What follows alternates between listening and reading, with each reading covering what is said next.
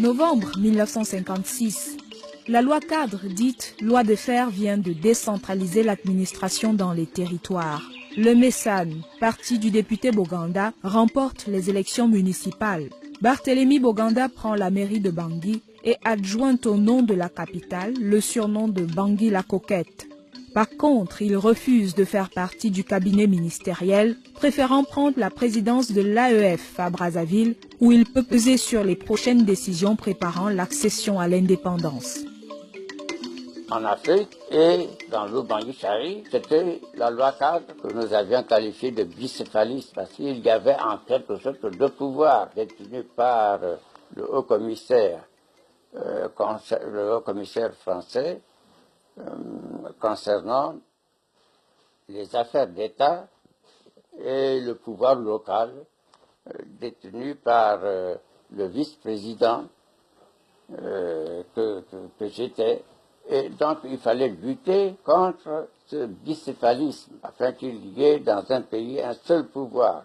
Et vous savez que Boganda était un panafricaniste, il luttait discrètement pour que les territoires du Tchad, du Congo, du Gabon, de l'Ubangui-Chari forment un ensemble fédéral afin que dans des étapes ultérieures, on arrive aux États-Unis d'Afrique, après avoir franchi le stade des États-Unis d'Afrique latine. Vous voyez, donc, sur le plan local, il connaissait mon nationalisme, il me laissait lutter pour que nous puissions avoir un pouvoir qui appartient à la majorité, puisque nous étions majoritaires, donc sur le plan local, en Ubangui-Chari, et sur le plan général, essayer de former l'unité de l'Afrique centrale. Je suis né congolais, je suis devenu Ubangien et aujourd'hui je ne sais plus ce que je suis. Quand il se retrouve président du Grand Conseil de l'AEF, il se retrouve lui-même Boganda qui est le patron de tous ces gens-là. Il fallait trouver maintenant des cadres pour les nouveaux postes qui étaient créés. Mais Boganda n'avait pas de gens qualifiés pour ça. Donc il s'en est pris au courant. Il dit, vous n'avez rien fait pour mon pays, vous n'avez pas formé les gens qui puissent prendre la relève. Donc il y avait cette absence de cadre oubanguien pour prendre la relève que Boganda déplorait et dénonçait. Mais ce voyage de Gaulle pour le référendum, Boganda disait à De Gaulle qu'il espérait qu'il était venu parachever l'œuvre entreprise depuis 1944 pour l'évolution du peuple noir. Mais quelle était l'œuvre de 1944? C'était quoi? C'était la fameuse conférence. Il y avait eu la conférence de Brazzaville où il était mis sur pied tout un programme pour l'évolution des peuples noirs.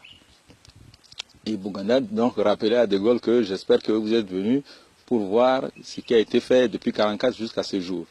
Et il disait que les Blancs n'avaient rien fait. Mais par contre, les Blancs, quelques Blancs qui étaient restés là, qui ont travaillé avec lui, ils ont fait une méchante lettre pour dire qu'il est ingrat, ils l'ont aidé, voilà comment il les remercie maintenant qu'il est devenu président du Grand Conseil. Mais De Gaulle a proposé la communauté. Ou bien vous dites oui, vous restez dans la communauté avec la France jusqu'à ce que vous ayez évolué et que vous vous sentiez capable de voler de vos propres ailes, ou bien vous dites non à la communauté et immédiatement vous prenez votre indépendance. Mais cette évolution, Boganda la voyait autrement, voyait l'évolution en bloc, pas l'évolution de l'Ubangui seul, c'était l'évolution en bloc de tous les pays qui constituaient l'AEF. L'indépendance en bloc se justifiait tout simplement, par exemple, il estimait que les régions, les territoires d'AEF étaient trop peu peuplés, étaient trop faibles économiquement. Cette faiblesse était également perceptible sur le plan administratif où l'encadrement restreint était exclusivement européen. L'autre raison qu'il a avancée, c'était la balkanisation des régions qui était prévu dans la Constitution notamment, mais c'était des frontières artificielles.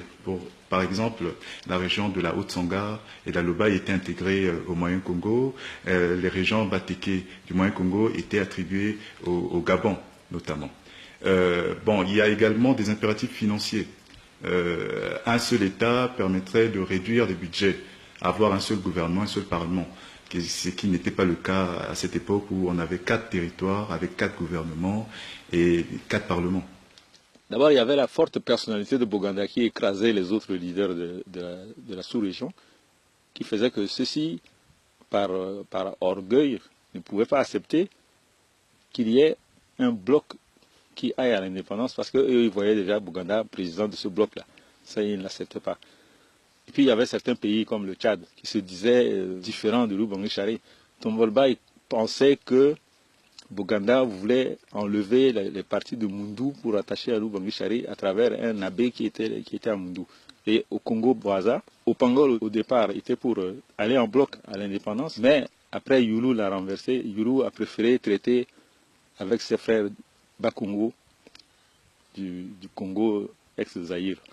Le Gabon voulait rester dans son côté avec Léomba et ne voulait rien savoir de l'union que Boganda voulait créer. Donc Boganda a dit « Je suis entouré de traîtres » et il a amené la République centrafricaine à se proclamer république seule, rien qu'avec le Lubangui Chari.